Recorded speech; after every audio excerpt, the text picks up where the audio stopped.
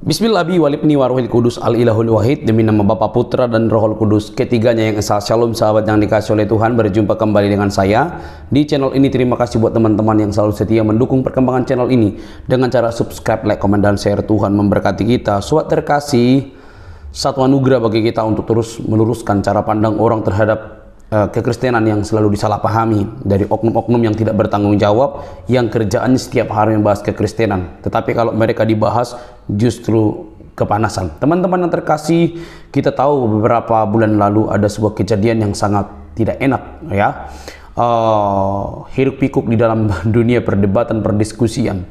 Nah, kali ini teman-teman, seorang murtadi juga menanggapi ocehan daripada seorang polemikus yang digemari oleh para polemikus yang merasa bangga dirinya, lalu patantang patenteng ngomong kok bukan gurunda atau kok bukan dia yang dicari begitu ya. Sudahlah kawan, kita tahulah maksudnya itu apa. Nah, kita dengar dulu tanggapan dari seorang murtad ini teman-teman. Ini dia videonya.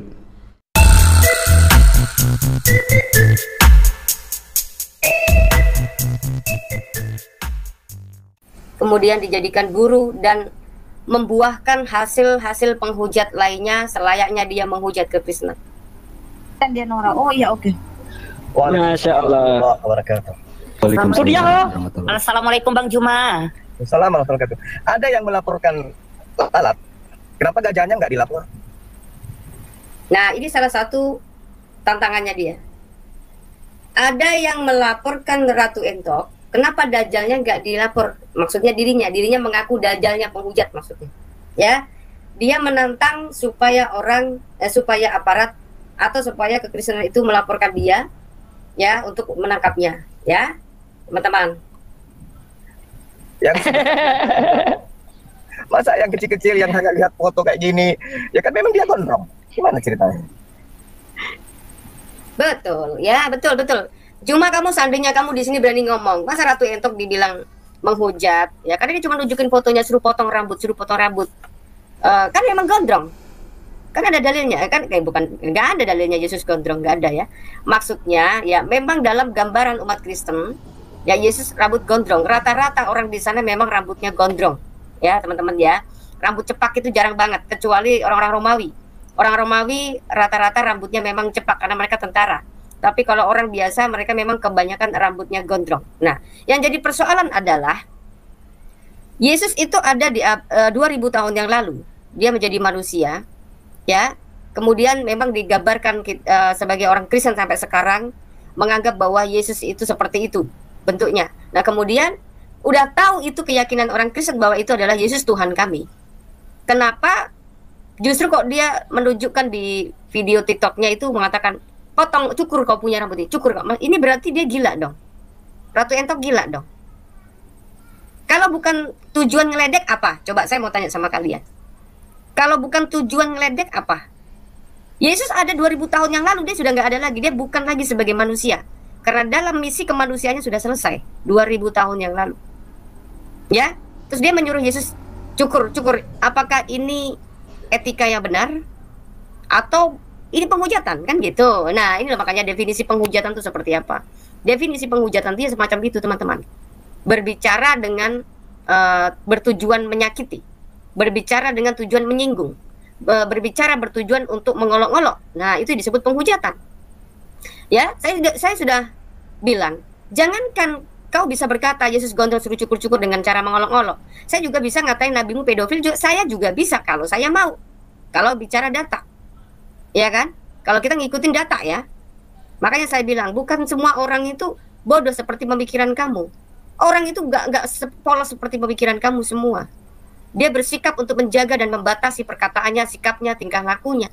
Bukan berarti bodoh. Kami bisa tahu apa yang harus kami ucapkan, apa yang harus kami katakan. Bukan kami nggak bisa menghujat, bukan kami tidak bisa membunuh. Ya, bukan kami tidak bisa melakukan kejahatan, sangat bisa.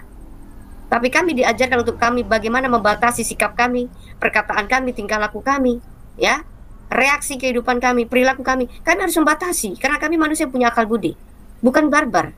Kecuali kalau dia liar yang tidak bisa mengekang diri, dia tidak mampu untuk mengkontrol dirinya sendiri, ya jelas barbar. Seperti halnya Juma, ya. Gondrong, pinjam pisau cukur, cukur bulu paha. Apa yang mau dilapor? Woi, apa yang dilapor? Gayanya ya teman-teman ya, udah pakai open cam ya, nantang-nantangin orang pakai masker, kagaknya, woi, apanya yang jadi menghujat? Apanya? Emang bener kan? Woi, apanya? Ya, so jago sekali. Ya karena apa? Mentang-mentang mayoritas, dia tahu orang Kristen itu tidak mudah sekali untuk melapor. Dan perlu Juma itu tahu. Makanya saya bilang, kenapa sih umat satu ini kok macam katak dalam tempurung gitu loh. Dalam perilaku mereka tidak bisa mengkontrol, kemudian dalam perkataan mereka juga tidak bisa mengkontrol. Kenapa? Ratu Entok itu yang melaporkan siapa sih? Banyak loh umat Muslim sendiri yang nggak suka dengan Ratu Entok ketika dia menghujat kekristenan. Jadi bukan orang Kristen yang melaporkan dia. Jadi bukan hanya orang Kristen yang melaporkan dia. Ada pelapor lain. Teman-teman, ya tadi sudah saya sampaikan. Walaupun Yesus Tuhan kami itu dalam fisiknya itu rambutnya gondrong. Terus kalian mau apa? Ngolok-ngolok. Terus tujuan mengolok-ngolok itu damai. Dengan kalian mengatakan, cukur kau punya bulu itu, cukur kau punya itu sopan. Misalkan si Ratu Entok ini kan bencong ya, waria ya. Kita katain, hei bencong, walaupun dia bencong, dikatain bencong pasti nggak suka kan, karena itu olok-olokan. Sudah tahu dia bencong, ngatain bencong, tetap saja dia yang dikatain bencong tersinggung pasti. Coba deh, si Ratu Entok di depan orang banyak, hei bencong, pasti marah dia, walaupun dalam kenyataannya dia bencong, betul nggak? Gini loh teman-teman, makanya saya bilang, kenapa sih ajaran Yesus begitu luar biasa buat saya? Siapapun kalian yang menghina Yesus, nggak masalah buat kami.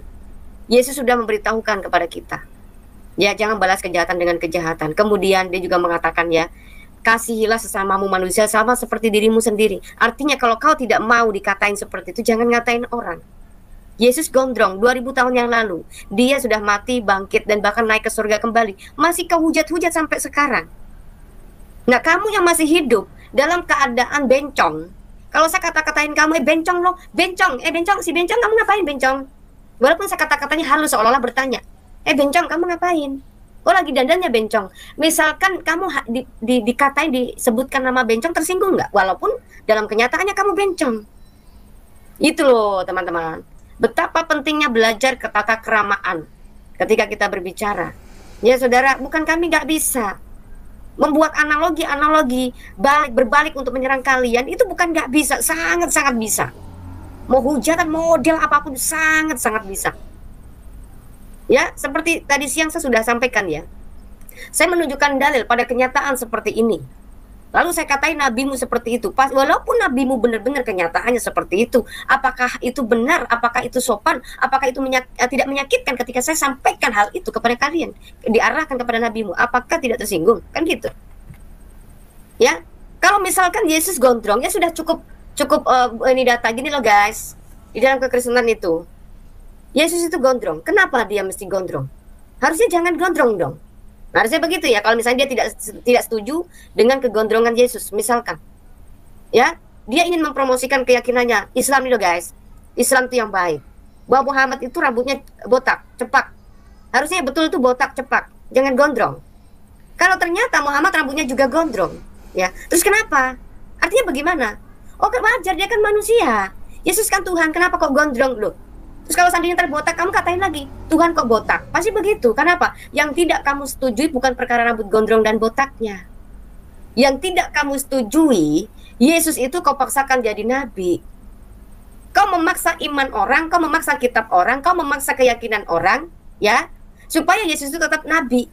Sehingga kalian membuat olok-olokan, Tuhan kok gondrong, lihat nih Tuhan kok gondrong. Kalau seandainya Yesus botak pun akan kau hina, karena apa? Yang tidak kau setujui bukan perkara Yesus botak dan gondrong, tetapi yang kau perkarakan adalah Yesus itu kenapa kau tuhankan. Itu saja kok repot. Ya.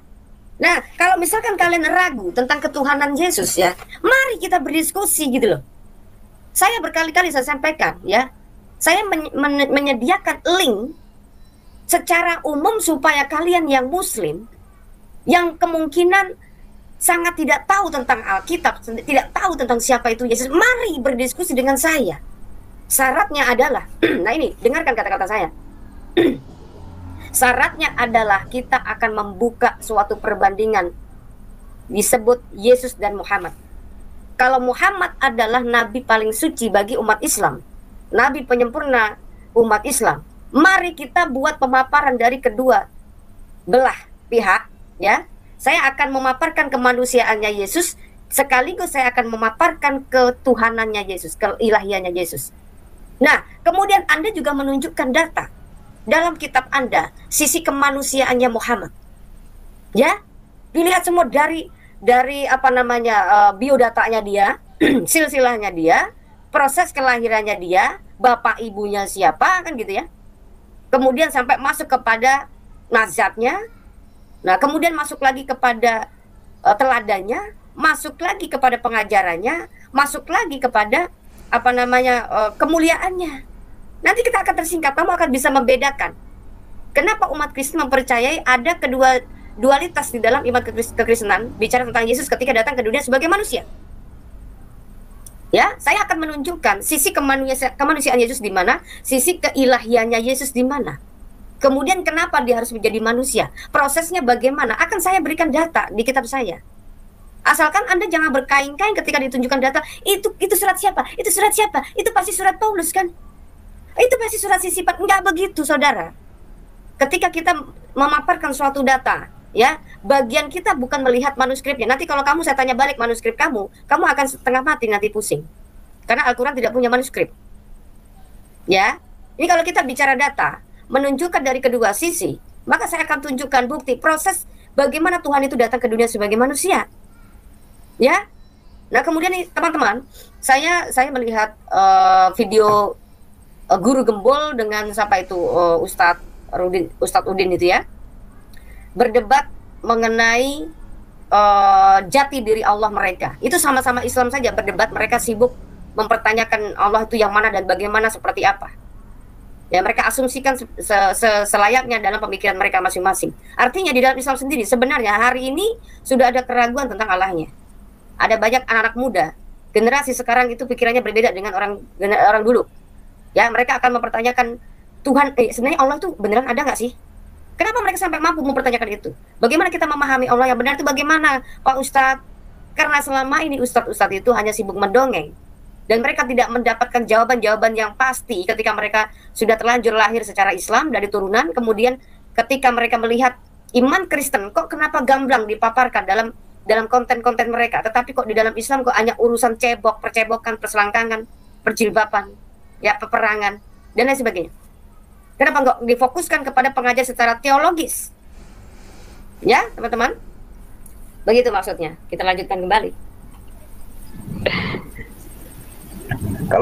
Kalau dilaporkan ya saudara kita ini berarti mereka pengecut. Aduh, kawan-kawan. Berapa banyak umat Kristen yang dilaporkan umat Islam sampai masuk penjara? Almarhum Moko Ginta, dia secara terang-terangan menyebutkan sudah puluhan pendeta saya masukkan penjara. Wow. Selama si Moko Ginta hidup, adakah pendeta melaporkan Ustadz memasukkan penjara Ustadz? Adakah? Tidak. Sekali lagi, tolong buka kupingnya umat Islam lebar-lebar. Jangan pura-pura budek. Saya mau kasih tahu kalian. Sebelum kami berapologet, dimulai tahun 2020 sejak COVID itu ada. Apakah ada umat Kristen berapologet menghina-hina umat Islam?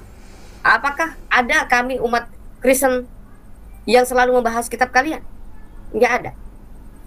Siapa yang duluan selalu membahas? Kalian.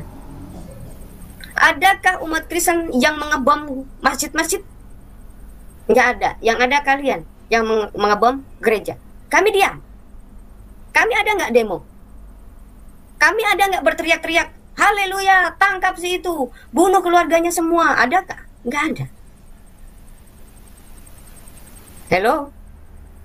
Kalau sekarang kami membuat sedikit aksi kepada kalian, kok sedikit baru begitu saja udah ngamuk-ngamuk. Berarti apa tadi dia bilang? Kalau kalian berani melapor, berarti apa dia bilang?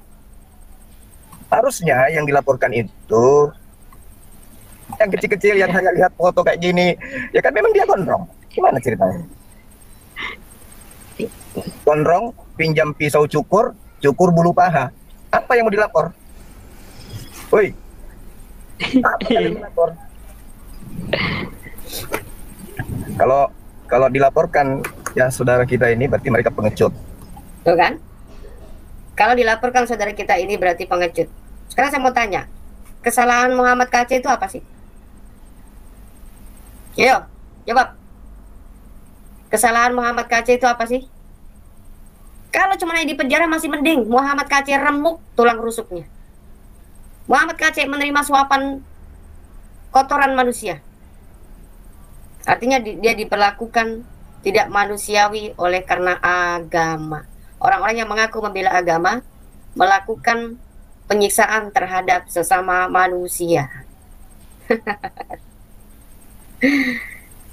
Jadi ini apa ya, kayak kata-kata gini. Kamu menghakimi orang lain atas kejahatan A, tapi kamu memiliki kejahatan B, C, D, E, F. Kejahatan kamu lebih banyak daripada kamu lontarkan kepada saudaramu. Itu maksudnya saudara. Ya, orang-orang yang mengaku diri beragama tapi sadis menyiksa orang. Terus kemudian ada reaksi, oh Islam itu mengajarkan rahmatan lil alamin. Kami membunuh semut aja tidak boleh, apalagi membunuh manusia. Aduh, kalau ajaran cuma hasil asumsi repot ya. Harusnya yang dilaporkan itu yang besar-besar gaungnya. Masa yang kecil-kecil kayak gitu baru orang perlihatkan foto aja suruh gunting rambut mau dilaporin. Cemen lu bro. Iya, ini siapa sih yang laporin si Ratu Entok? Biarkan saja dia begitu. Ya, harusnya yang dilaporkan tuh si Juma ini, yang dia mengajarkan menghujat ya. Cemen. Laporkan yang nantang seluruh pendeta untuk berdebat. Itu baru hebat. Tuh, dia nantang ya. Kan dia kan udah pernah tuh bilang menantangin pendeta ya. Nih, teman-teman muslim semuanya, saya mau kasih tahu kalian. Kenapa si Zumpret ini begitu beraninya menantang pendeta? Karena dia hanya fokus hanya fokus menggugat Alkitab. Semua orang juga bisa. Makanya saya bilang, saya buat tantangan buat si Donditan kan waktu itu dia katanya 10 pendeta KU semuanya karena dia. Ya karena dia hanya menghujat Alkitab. Dia hanya menggugat Alkitab. Kalau dia ditanya balik sama Qur'annya, mau nggak? Nggak mau lah. Gimana sih? Kayak gitu merasa jagoan gimana sih? Ini sama halnya, saya kasih analogi kawan-kawan. Saya kasih analogi gini. Kamu bawa samurai, ya, terus lawan kamu cuman hanya bawa pisau cukur, terus kamu teriak-teriak, mati kau, nih gue hebat, karena gue bisa libas kamu. Ya iyalah, kamu kan bawa samurai, ya nggak seimbang dong. Ya, begitu teman-teman.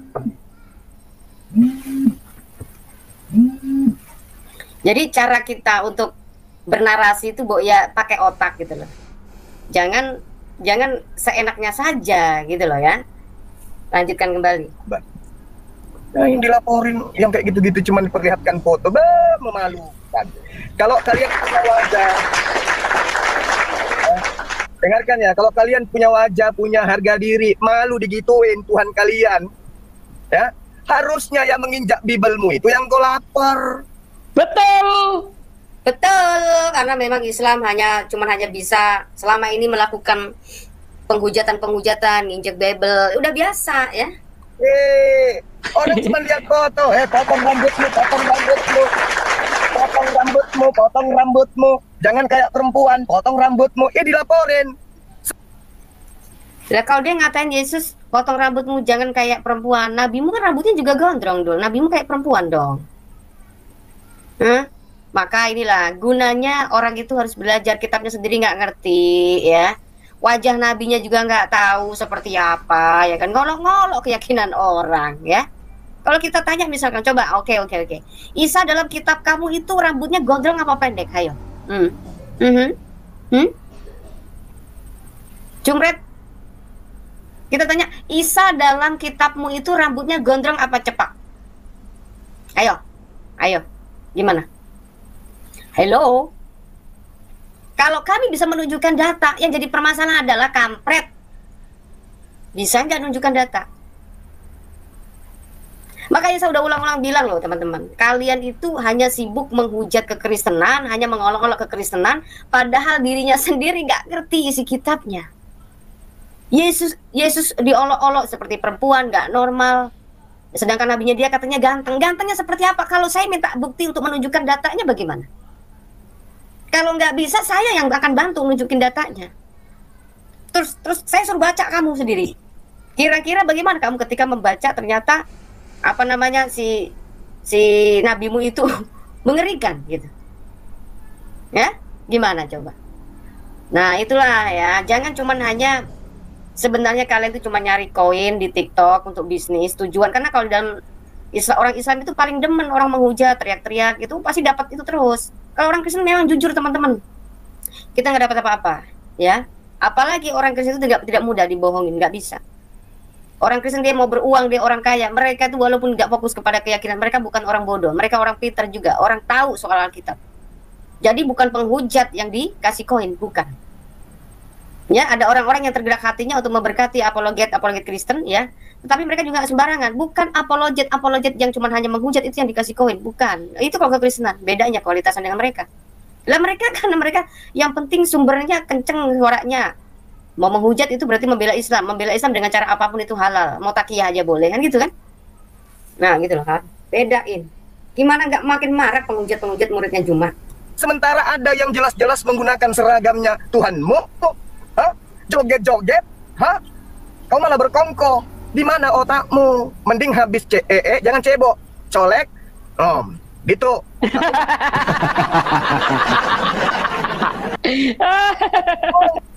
Weh, jadi bahan ketawanya. Pokoknya apa kata-katanya si Jumrat semua didengarkan seolah-olah dia wah dewa lah pokoknya ya. Dia menurut saya memang itulah. Di sini ada nggak sih anak buahnya si Jumrat? Jumrat tuh mukanya saya tampilkan dulu thumbnail saya lah. Pura-pura nggak lihat kali ya. Masuklah ke sini Juma. Ya, kata siapa kau melawan pendeta? Nggak usah melawan pendeta. Melawan saya pasti kabur kamu. Kamu masih punya utang sama saya loh dulu loh, kabur kamu. Ya, kapok kamu kan ke sini kan? Kali ini saya bikin bergedel kamu lebih parah daripada dulu. Saya masih pakai bahasa halus loh dulu lah. Saya hanya sekedar bertanya, kamu bertanya kepada saya jawab, kamu nggak terima dengan jawaban saya tanya balik, kamu kabur. Saya selalu berusaha sopan loh untuk menerima kalian loh, supaya kalian tuh mau masuk ke channel saya aja. Sampai saya ngalah tuh sama Rifa itu. Oke, nggak usah takut. Saya waktu itu saya bilang ke almarhum Bu Uti ya, bilangin Rifa, saya jangan takut masuk ke channel saya. Silakan tanya saja Alkitab, bahas Alkitab nggak apa-apa. Ya. Udah saya kasih kesempatan banyak Alkitab, giliran ditanya balik, kabur. Ya, apa balasannya mereka? Si Rifa, kamu suka ya dipakai rame-rame. Ini nyambungnya di mana? Kita bicara kamu apa namanya di kitabmu, nabi kamu mengajarkan poligami. Ya, kamu mau dipoligami? Saya tanya si Rifa bilang apa? Emangnya kamu mau dipakai rame-rame? Ya kalau namanya poligami itu solusi lah, giliran dirinya sendiri dipoligami kabur nggak mau, kan gitu kan? Nah inilah bentuk kemunafikan orang yang tidak sesuai, makanya hati-hati lidah kamu. Saya ajak diskusi baik-baik, kami malah kalian malah kayak macam apa ya, kayak bocah, ya. Siapa yang punya nomornya si Juma kasih aja linknya tuh bagikan ya, tuh disuruh masuk ke si Fatimah gitu. Jangan hanya nantang-nantangin pendeta. Kalau kamu sama pendeta yang kamu gugat Alkitab, kalau sama saya mencret kamu, siap-siap mencret aja kamu. Saya pastikan kamu mencret Juma. Saya kalau ngomong sama laki-laki malah garang, heran saya perempuan. Tapi kalau sama laki-laki saya garang. Tapi kalau sama perempuan kasihan, takut dia punya jantungan, kasihan dia lagi menstruasi, kasihan dia nanti pas lagi dia kena masalah sama suaminya ya kan, tambah parah dia. Tapi kalau sama laki-laki garang saya. Nggak tahu kenapa saya pada sama-sama perempuan loh. Suka nggak tegaan saya sama perempuan. Ya jadi coba tolong kasih linknya ke si Juma. Juma, gak usah jauh-jauh kamu lawan pendeta sok-sokan. Lawan di sini saya jamin mencret kamu. Ya, gak ada ceritanya kau sok-sokan ngebahas Alkitab. Saya tuh udah tahu persis bagaimana itu siasat kamu. Kita udah pernah berdebat di grup WhatsApp dulu. Saya masuk ke sarang kalian kan. Kalian gak cukup satu orang royok saya. Ayo, tolong kasih linknya ke si Jumret biar dia masuk ke sini. Saya jamin dia mencret dia. Wah, apalagi kalau bicara penghujatan pakai dalil, gampang banget. Saya tuh punya banyak sekali data-data yang lucu-lucu ya. Ya, kalau dibilang penghujatan, saya punya data. ya kan? Menurut dia katanya menghina orang Kristen nggak apa-apa, yang penting punya data, ya kan gitu kan? Ayo saya kasih tahu dia, saya akan kasih tahu dia, saya suruh dia baca. Nah kalau kayak gini gimana nih ceritanya? Nabimu sebutannya apa? Nah gimana? Coba dia akan bertanggung jawab bagaimana? Siapapun kalian yang berani ngatain Muhammad tukang kawin, yang ngatain Muhammad Nabi saya menikahi anak kecil, lillahi ta'ala saya akan lepaskan kepala dari badannya. Kalau saya tunjukkan datanya gimana, Jumpret? Kamu juga harus tunjukkan dong datanya kalau dia berusia 17 tahun atau 18 tahun. Kalau nggak ada, kepala kamu yang saya potong, mau? Tinggal saya bawa samurai kok, selesai. Nah, itu kalau mau potong-potongan ya, teman-teman.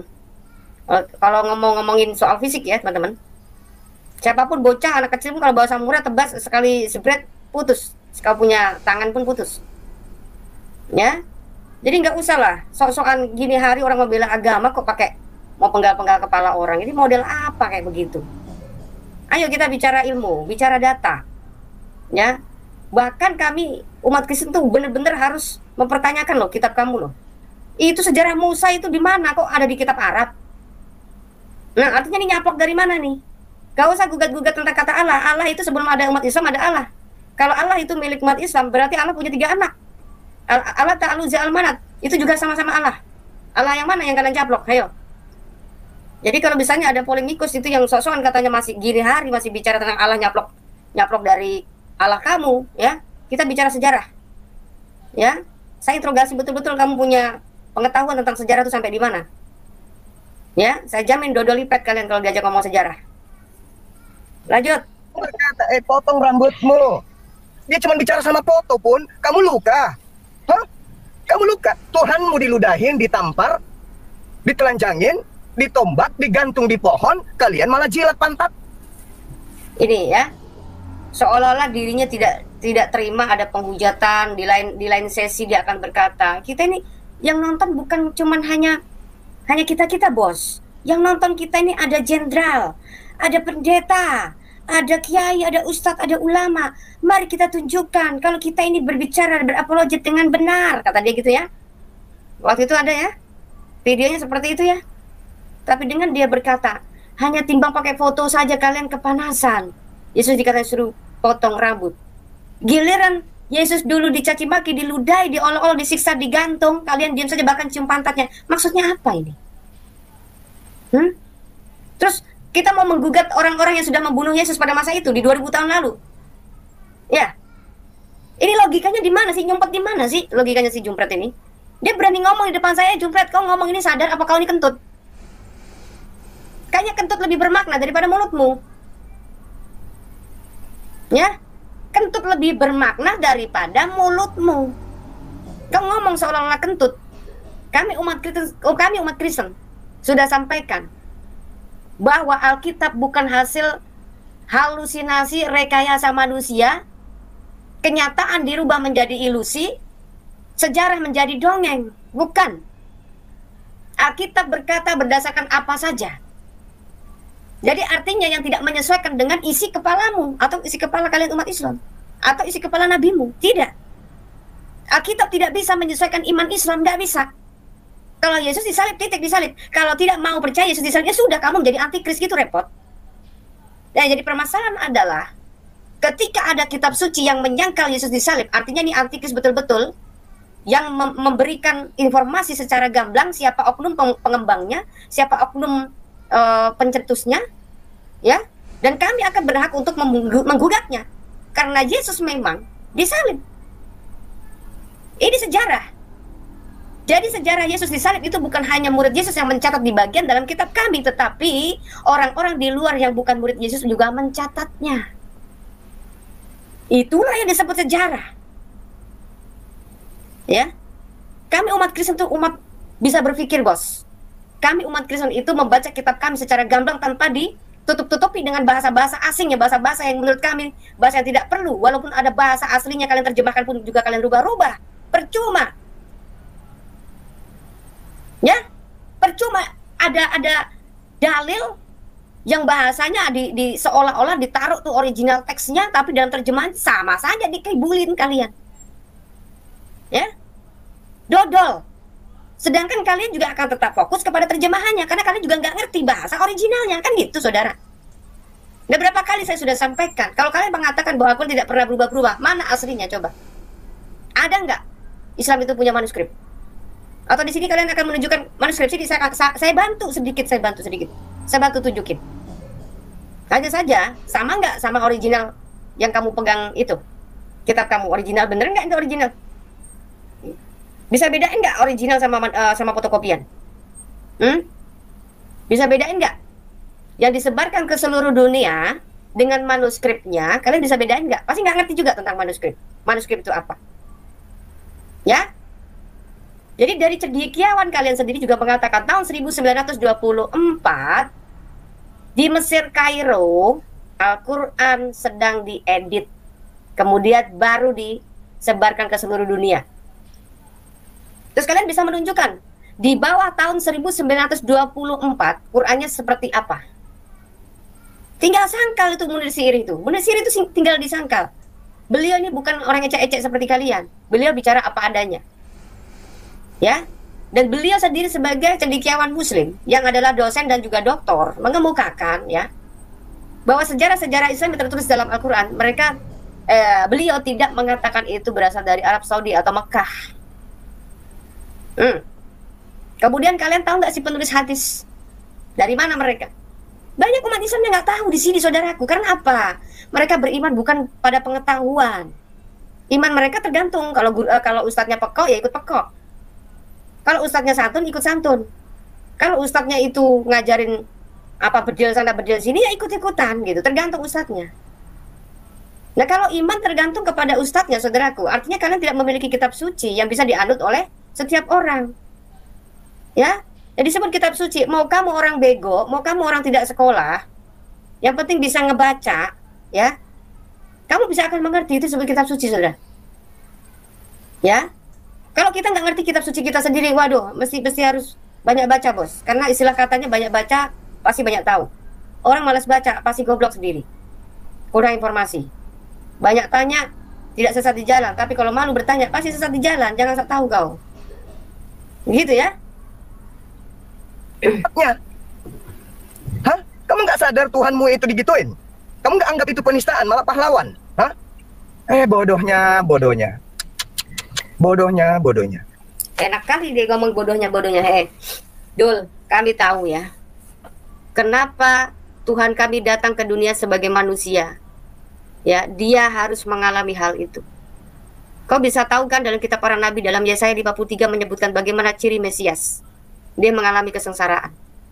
Dan bagi kami, ketika Yesus ya menghadapi prajurit-prajurit Roma, menyiksa dia, mengolok-olok dia, bahkan menyalibkan dia, ini membawa pesan kepada setiap kita bahwa dia adalah orang yang memberikan teladan tentang kerendahan hati. Itu yang pertama. Dan yang kedua, supaya kalian tahu bahwa upah dosa adalah maut. Jadi bukan upah dosa adalah bidadari, bukan. Upah dosa adalah maut. Jadi setiap manusia ketika memiliki dosa, dia harus dihukum. Nah, melalui penyiksaan yang dilakukan oleh Yesus adalah jalan perdamaian untuk memberikan kita pengharapan, yaitu untuk memiliki kehidupan yang kekal. Harusnya kita manusia yang dihukum oleh akibat dosa, tetapi oleh karena dia sudah memberikan pengampunan dosa itu kepada manusia. Yesus berkata, sesungguhnya anak manusia bisa mengampuni dosa manusia. Itu Alkitab kami begitu. Ya? Jadi jangan diolok-olok, kami sangat tahu persis kitab kami itu seperti apa. Ya? Lanjut. Baru-baru ada misionaris datang. Oh ya, tadi belum saya sampaikan. Sekarang pertanyaan, kalau nabimu, ngapain dia sampai diracun? Yang ngeracun wanita pula. Ini sebenarnya sangat penghinaan sekali ini. Ya? Ini sangat menghina sekali. Nabi yang katanya dikatakan nabi yang paling mulia, tapi mati karena racun wanita pula, ya kan? Ya, kenapa ini bisa seperti ini? Nah, nanti mungkin agak sedikit saya berikan data. Kenapa ini para wanita kok kayaknya dendam sama nabi ini? Ya, nanti saya akan tunjukkan ini ada beberapa data yang mungkin bisa dijadikan untuk pengetahuan lah, sekedar pengetahuan, karena selama ini kan umat beyok beda ya, hanya bisa baca Arab tapi nggak ngerti isinya ya kan, bahkan nggak punya kitab-kitab hadisnya, mereka nggak punya. Nah, kita punya segudang pengetahuan, kita punya segudang data, sedangkan mereka enggak ya kan. Jadi ya maklum. Di tempat kegiatan Islam, apologet Islam, Tuhanmu gambarnya burung merpati, diinjak, dibakar. Mana laporanmu? Mana? Saya ludahin lagi akhi. Diludahin lo, Tuhanmu burung merpati. Nah, teman-teman, di sini kita tahu ya bahwa ternyata Islam itu hanya mampu menghujat ya. Tadi dia bilang tadi apa? Ada orang yang menginjak Alkitab, mengentutin Alkitab, ada orang yang membuat parodi Yesus joget-joget, ada yang suruh mencukur rambut gondrong, ada yang meludahi gambar merpati sebagai simbol iman kekristenan ya. Itu artinya memang Islam selama ini cuma hanya mampu menghujat, guys. Terus ini dibangga-banggakan oleh si Jompret bahwa menghujat kekristenan itu udah biasa menurut dia. Saudaraku, kalau Juma, kalau kau memang punya otak ya, ketika kami Kristen melakukan hal itu kepada kalian, sebaliknya kami akan melakukan itu kepada kalian. Apa yang kamu lakukan? Ini penistaan, ini penghujatan, itu harus dihukum. Allahu Akbar, takbir, Allahu Akbar, takbir, gitu ya? Ya enggak, Juma? Pasti anak buahnya nonton dong, nggak usah pura-pura budak. Kasih ini linknya, kasih Zuma suruh masuk sini. Saya nggak mau cuman terima coro-coro itu, nggak pas, nggak bisa, nggak punya ilmu, nggak perlu. Sekali-kali kapan sih ada Islam yang punya ilmu gitu? Kapan sih umat Islam itu yang bener-bener bisa diajak diskusi gitu? Ini dulu tuh siapa sih namanya itu ya, anak kuliah itu siapa itu? Dia masuk ke ke fakultas hadis ya. Kok nggak ada nongol lagi ya? Saya suka sama dia ini. Orang kalau terpelajar itu beda, teman-teman. Orang terpelajar itu nggak bisa seenaknya saja menolak gitu, nggak bisa. Karena dia punya pengetahuan. Anak sekolah beda sama tukang becak ya. Tukang becak ya beda cerita. Hari-hari cuma sibuk nyari duit doang ya kan. Mana ilmu pengetahuan dia punya? Nggak punya. Jadi saya cari yang punya ilmu aja. Tuhanmu yang manusia, 100% manusia, 100% Tuhan. Tuhanmu yang burung merpati, 100% burung, 100% Tuhan. Diludahin, dibakar, diinjok, kalian diam, nggak dilapor. Sedeng lu pade. Nah, kalian dilapor tadi barusan, si Entok dilapor ngamuk-ngamuk ya kan. Kamu ngatain Tuhan kamu itu 100% manusia. Saya kalau bilang Tuhan kamu 100% halu, 100% batu, gimana? Mau nggak? Tuhanmu diludahin, Tuhan kamu ditelekin sama burung-burung itu gimana? Kalau seandainya itu saya jadikan parodi, saya jadikan buat olok-olokan, tersinggung nggak? Kalau saya katakan itu hanya umat Islam ternyata cuma batu vagina pula, batu kubus pula misalnya. Hal-hal semacam itukah yang bisa mengedukasi orang? Apakah dengan saya mengatain Tuhannya umat Islam itu batu, terus kalian akan mendapatkan edukasi dari saya? Apakah kalian akan mendapatkan berkat dari saya? Enggak kan? Sama dengan umat Islam. Ketika mereka menghujat Tuhan kamu, diolok-olok Tuhan kamu itu cuma manusia, diludahi, ini goblok lo, dasar lo manusia oten kafir lo, penyembah manusia lo ya, penyembah ini bla bla bla, dia sebutkan dengan sampai dalam kolornya itu disebutkan. Ya. Dengan begitu umat Kristen, wow, cuma kau luar biasa, pintar sekali kau. Apa dengan hujatan akan menganggap orang Kristen akan menganggap kamu pintar? Cuma enggak. Tapi kalau di dalam Islam itu orang menghujat dianggap pintar, nah itu yang repot. Ini ya kualitas ya teman-teman, lagi-lagi kualitas. Ya, ini banyak sekali punya, nanti akan saya tunjukkan bagaimana orang-orang bodoh itu merajalela di negara kita. Bilang aja kalau mau pansos sama adik saya, si Ento ini mau pansos ya. Karena apa ini? Fatimah baca sendiri Bibelmu sendiri dari Kejadian sampai Wahyu. Loh, kok kamu ngajarin saya? Saya udah tamat. Itu makanan kami sehari-hari, makanan saya sehari-hari Alkitab. Bukan kami nggak tahu, terus kamu apa? Apa kamu gugat apa? Yang kamu gugat apa, Nofri? Kitab Wahyu menyebutkan bahwa Yesus adalah yang Alfa dan yang Omega. Dia mati dan dia hidup kembali dan dia telah memegang kunci maut. Terima nggak? Terima nggak, Pak? Woi, Nofri.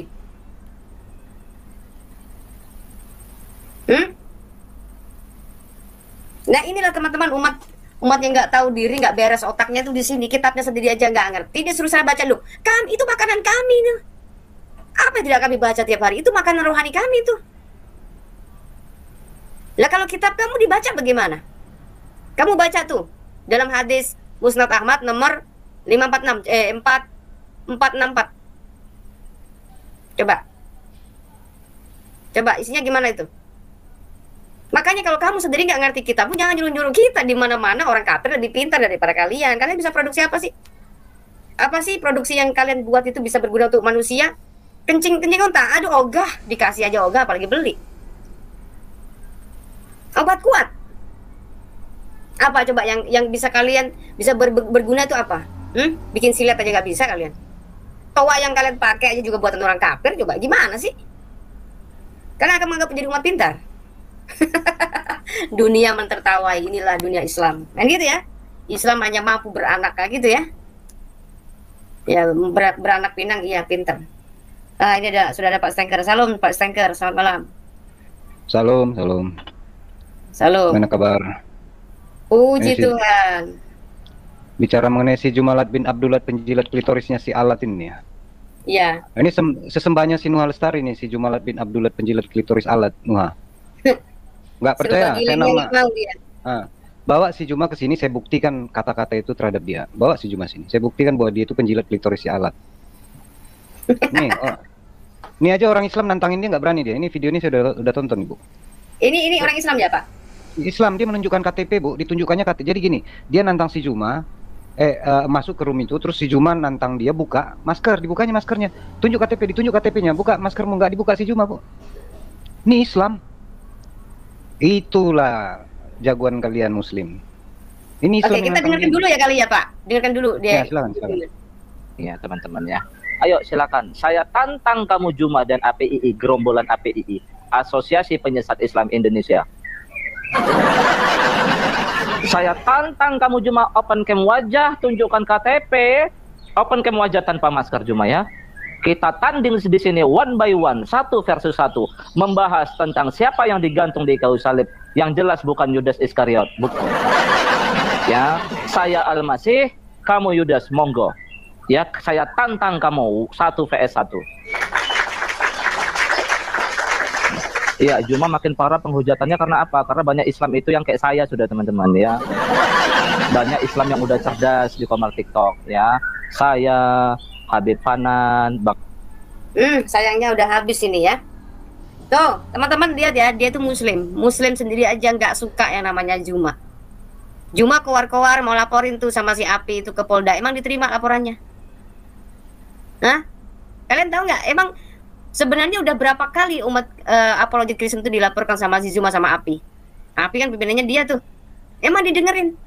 Diterima? Enggak. NU itu paling marah sama si Jumpret ini kalau kalian mau tahu. Jadi kalau disebut pembela Islam tapi corongnya dia modelnya seperti itu, sebenarnya itulah penghujat Islam yang sebenarnya, yaitu Zuma, saudara. Kita kenal banyak orang NU ya. Tokoh-tokoh ulama NU itu sangat baik sekali. Ya, mereka menganggap bahwa perlakuan penghujat si Rifa sama si Zuma itu justru mereka adalah penghujat Islam. Mereka yang membawa Islam itu namanya semakin buruk. Makanya pas waktu dia lapor ke Polda, emang diterima? Enggak. Ya. Oke, begitu. Lanjut silakan, Pak. Ya, ini kan membuktikan ya kalau sebenarnya orang Islam yang namanya apa ya kalau dibilang ya silent majority. Jadi orang Islam yang mayoritas itu sebenarnya banyak diam Bu. Islam mayoritas dalam komunitas Islam ya. Nah yang berteriak-teriaknya yang dikit-dikit ini, tapi ini yang banyak didengar orang gitu loh. Nah yang silent majority kayak yang si tadi itu namanya kalau nggak salah Truth 5 gitulah. Ya Truth apa gitu nama dia. Gitu. Jadi orang-orang seperti inilah yang paham bahwa si Zuma itu sebenarnya udah merusak Islam. Sayangnya ya pendengar-pendengar goblok dia, pendengar dongoknya dia senang mendengar bacotan gaya jalanan itu gitu loh. Bisa kita pahami ya tingkat pendidikannya. Saya terpaksa bilang tingkat pendidikan Bu ya. Jangan-jangan orang nggak lulus SD itu yang dengar si Juma itu. Terpaksa saya bilang seperti itu. Karena begitu mereka udah mencapai tingkat pendidikan yang cukup, mereka paham bahwa si Zuma ini nggak lebih daripada menjual congor orang pinggir jalan, bawa-bawa Al-Quran gitu loh. Lihat bahasanya. Itu bahasa seorang pendebat atau bahasa seorang pendebat kusir. Gitu loh. Saya sarankan Zuma, kalaupun didengar, ini siapa si Nofri ini, kasih tahu si Zuma itu pergi ke Padang, ke kampungnya si Rifa itu, ya, namanya Bukit Tinggi, ada jam gadang, ada di sana kusir banyak, Bendi namanya, Delman ya. Lebih jago lagi debat Delman, tukang Delman ketimbang si Zuma. Bilang si Zuma ke sana, ajak debat tuh tukang Bendi itu. Makanya dibilang debat kusir. Nah, ini yang didengar oleh orang macam si Nofri, siapa si Nuha Lestari. Senang mereka mendengar itu, karena itu menyenangkan kupingnya, tapi tidak mengisi otaknya. Nah, itu bedanya, kawan-kawannya. Bedanya di sana. Mereka hanya senang. Ini Nofri lihat nih, dia apa dia kata-kata ini, Pak? Udah Nofri, jangan banyak bacot. Kok nggak bawa bapakmu ke sini lah? Kalau kau nggak berani, panggil bapakmu lah. Kasih nomor telepon ke saya, biar saya telepon bapakmu. Naik sini kalau berani, jangan cuma congor di bawah lah. Buang-buang waktu aja. Ini, kira-kira Ustadz mana yang siap di debat Qurannya? Ustadz mana? Ayo sini, suruh masuk ke sini. Kau kan pasti punya Ustadz di situ. Kasih linknya ini, bagikan sama tetangga Ustadz tetanggamu bagi. Masuk ke sini, mari saya kasih tahu bagaimana cara menggugat Al-Quran. Sini saya kasih tahu bagaimana cara menggugat Al-Quran. Sini. Sederhana. Pakai live internasional segala. Aduh. Lihat ya, bahasanya aja saya bisa ukur sekolahmu, kawan. Bukan saya maksud apa. Terpaksa saya buat begitu untuk kalian. Saya bisa jengkal tingkat pendidikanmu dari tulisanmu saja. Apa ini bawa live nasional? Maksudnya apa? Di TV titik apa ini? Mana komanya? Titiknya nasional. Saya kasih tahu ya Nofri ya. Pada saat kau menyelesaikan satu kalimat, titik itu nempel ke huruf terakhir di kalimat itu. Jangan kau kasih spasi. Saya percaya kau bahasa Indonesiamu 6 lah ya. Kayaknya nggak lulus SMP kau. Dikasih titik tengah-tengah, di tengah dikasih titik lagi. Iya, lihat titiknya di tengah coba. Ini sekolah di mana nih? Jadi kelihatan tingkat pendidikanmu dari cara kau mengetik, apalagi cara kau bicara. Sungguh loh kawan. Jadi kalau kalian Muslim mau coba bicara dengan kami orang Kristen, kalian harus naikkan tingkat omongan kalian. Level orang Kristen misalnya lulusan SMA, yang layak ngomong tuh S1 paling tidak, Islam ya. Karena orang SMA Islam ngomongnya kayak si Juma itu tuh, kayak orang pinggir jalan. Nggak tertata. Ajaknya cuma untuk debat kusir, berteriak-teriak supaya apa? Dia dikirimi terus koin oleh pendengar dongoknya di bawah. Karena itu yang mereka mau. Ada dia kasih pengajaran kayak di sini misalnya kita buka buku apa, dalil ada menerangkan itu. Saya nggak jumpa belum. Ya, saya udah masuk ke setiap link mereka di YouTube karena saya di YouTube, saya jarang di TikTok saya sekalinya. Semua live mereka yang di YouTube itu merelay dari TikTok. Selalu saya bilang, saya tunggu kalian semua bawa yang kalian bisa di channelnya Fatimah. Sampai sekarang nggak muncul-muncul loh. Tadi baru berapa jam lalu saya buat. Dan juga datang tuh 1 ekor juga. Artinya apa? Mereka itu butuh orang yang berteriak-teriak menyenangkan kupingnya. Gitu. Bukan mendapatkan pengetahuan, mendapatkan sesuatu ilmu di situ. Tidak. Bisa saya samakan kalau kawan-kawan masih ingat. Dulu ada namanya tukang obat di pasaraya. Waduh, kalau ngomong jangan tanya. Kalau ngomong jangan tanya. Dari tomat sampai kapal selam sampai apa pesawat luar angkasa ngerti dia. Tapi congor doang, tukang obat namanya. Pendengar itulah kalian, Muslim yang pendengar si Zuma. Si Zuma lah itu tukang obat di tengah itu. Gitu loh. Nggak dapat apa-apa, cuma hiburan aja. Dan bodohnya kalian buang uang kalian, kan dongok namanya itu. Udah makan susah, cari hidup susah, dikasih ke si Zuma biar dia bisa keliling-keliling Indonesia, bawa mobil sana sini. Goblok kalian betul lah. Nggak ngerti saya. Nah ini Bu, saya menanggapi ya. Katanya tadi bahwa nama Allah ya kalau nggak salah saya Bu ya. Benar ya? Ya Bu Fat. Iya, ada si Aritonang juga menyebut katanya nama Allah itu katanya nama Allah milik umat Islam. Dia belum kena kita, Pak. Kena batuknya dia, habis mampus dia. Ya, saya ajarkan kalian yang Muslim di sini ya, si Nuha, si Nofri, siapapun kalian Muslim. Kalian apa namanya? Istilahnya apa ya? Kalian tuntut Allah kalian ini. Nggak usah panjang-panjang, dari sini aja bilang bahwa Allah says. Oh deh, bahasa Indonesia aja lah ya. Tapi panjang nanti nggak jelas bahasa Indonesia ini. Di sini Allah itu menyebutkan namanya Allah kepada Yesus. Paham kalian? Ya, paham maksudnya di sini nggak? Si Allah itu menyebutkan namanya Allah kepada Yesus. Yesus itu siapa? Kalau kalian mempersamakan Isa dengan Yesus ya. Yesus itu kami pengikutnya. Namanya Allah Tuhannya. Ayo. Debat nih Allah kalian, Quran kalian, Jumalat bin Abdullah, penjilat klitoris salat itu. Nah sekarang dia marah, Alkitab kalian nggak boleh ada nama Allah. Loh, Allah mau aja bilang namanya Allah kepada Yesus kok tuh. pada Isa. Benar nggak, Bufat? Terus ngapain di debatnya kita menikah? Sesederhana itu ya. Makanya nggak berani mereka datang sepanjang kita punya data, itu loh. Tapi kalau cuman congor, dikejar mereka. Dia speakernya lebih kuat, si meriam bambu itu. Toanya lebih kuat. Jadi begitu kita ngomong, ketutup sama omongan dia, nggak kedengaran, dia aja teriak-teriak sendiri. Senang anak buahnya, lempar koinnya kan. Makan kalian juga tahu tiap hari, kalian kasih dia koin. Goblok nggak kalian tuh? Sungguh bodoh saya bilang kalian, sungguh muslim ya, pengikutnya si Juma ini ya. Bodoh kalian sudah dimain-mainin dia. Ya, saya ingatkan lagi. Klaim saya di sini selalu akan saya bilang itu sudah beredar, Bu, ala 6108 ini, Bu. Oh, saya udah buat disclaimer-nya nih, Pak. Nih, saya buat tadi saya lihat di TikTok ada yang mengatakan itu. Itu harus kita sampaikan katanya. Di mana tadi saya masuk TikTok. Buka tuh ala 6108 itu. Pak, jangan mereka menghina lagi. Saya tunjukin videonya ya, saya disclaimer saya ya. Ya, coba.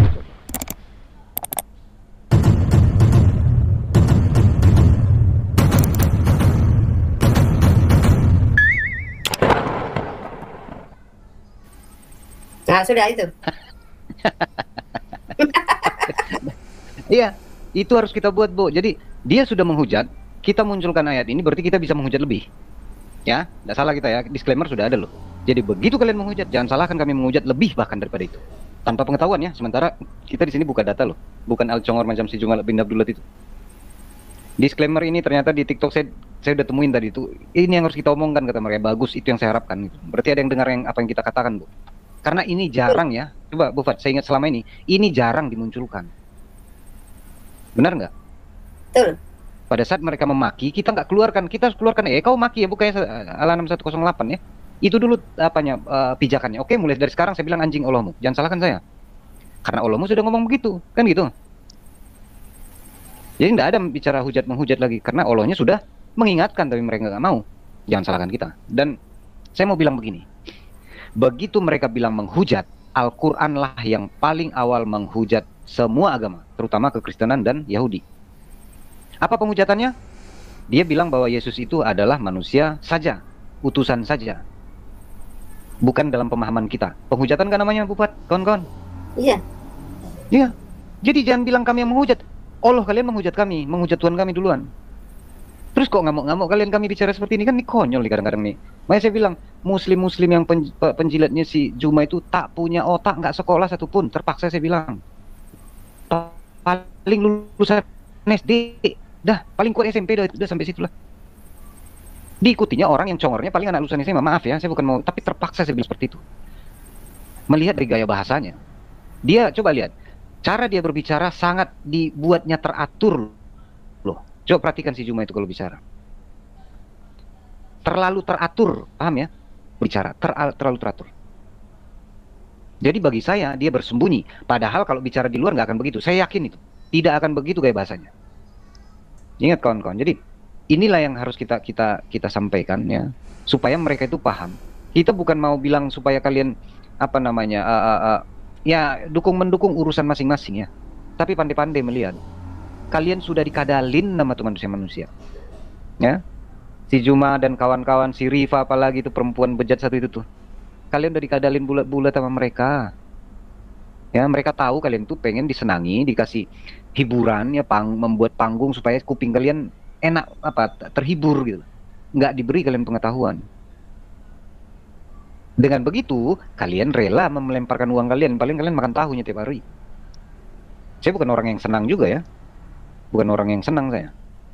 Tapi saya lihat sungguh tolol lah orang-orang seperti itu yang hari-hari menghidupin manusia-manusia yang cuman congor doang gitu. Paham maksud saya? Nah, ini udah cukup bagi kita sebenarnya, Bufat. Kan omongan tadi mengenai Allah itu putus itu begitu kita buka mengenai apa yang diomongkan si Allah ke Isa itu. Cukup selesai. Apalagi yang mau diributkan? Ya. Di Al-Maidah 116 ini sudah dikatakan Allah menyatakan namanya Allah kepada si Isa. Terus salah kita bilang bahwa kemudian mereka klaim tidak boleh itu di Alkitab kalian ada nama Allah. Lah, gantilah ya Allah di sini. Jangan Allah namanya, kan gitu, Bufat. Benar?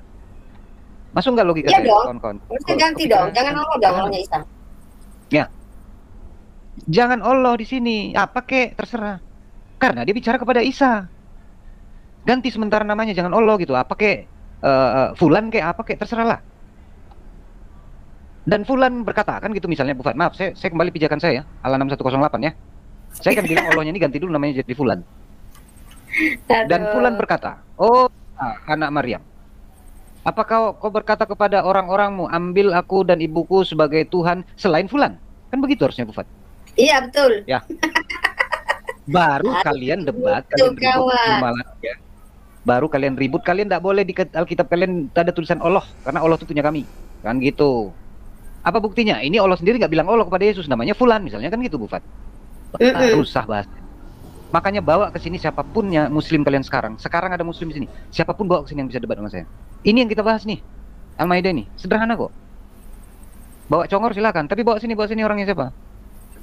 Karena saya udah capek itu nantangin mereka ke sana sini. Begitu saya bicara data nggak ada yang naik, Bu. Gini loh, Data teman-teman yang dileceh, nggak mungkin dong saya dengan Pak Stenker mau panggil tetangga kita untuk masuk ke sini, nggak mungkin kan?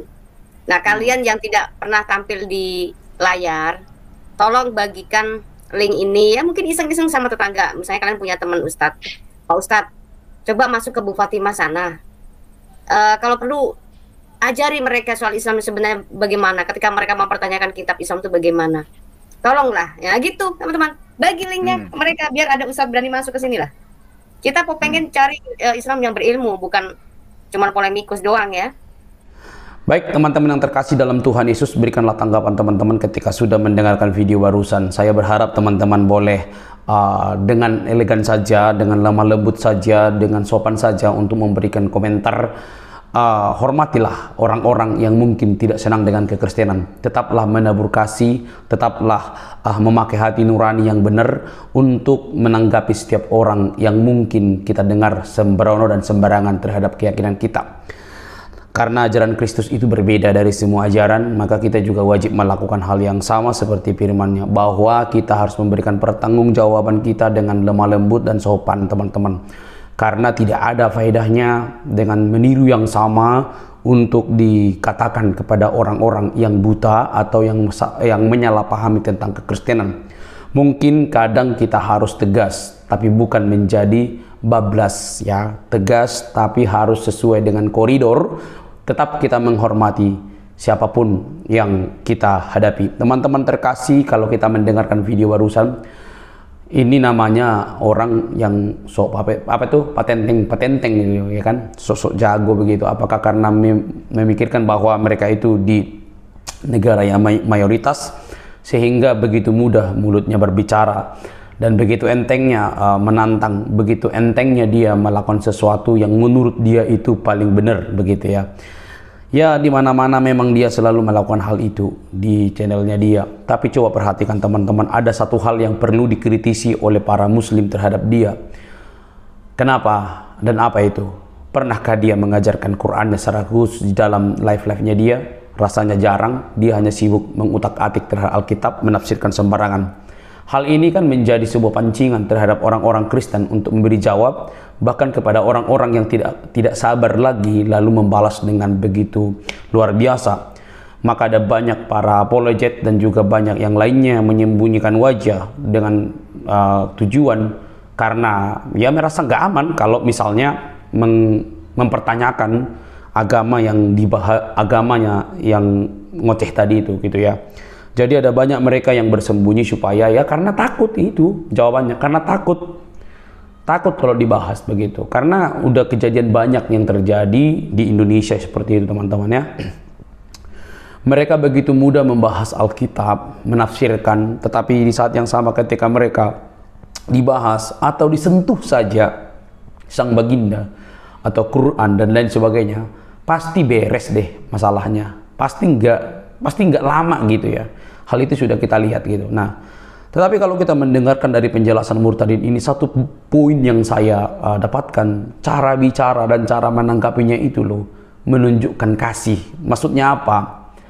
Dia berlatar belakang Islam, itu tidak bisa ditutupi. Tetapi ketika dia pindah kepada Kristen, dia tetap tidak langsung apa itu namanya ya, patenteng memberikan jawab atau dengan ganas menjawab atau mempertanyakan agama sebelumnya yang mungkin dia tahu juga kan, gitu. Tapi dia tetap memberikan sebuah argumentasi terbalik.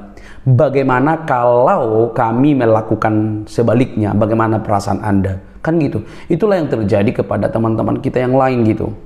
Karena apa? Karena tidak ada lagi role yang bagus untuk masuk dalam diskusi, debat. Karena yang diandalkan adalah gue lebih tahu, lu lebih tidak tahu. Porsinya teman-teman, Islam pasti tahu Islam, Kristen pasti tahu Kristen.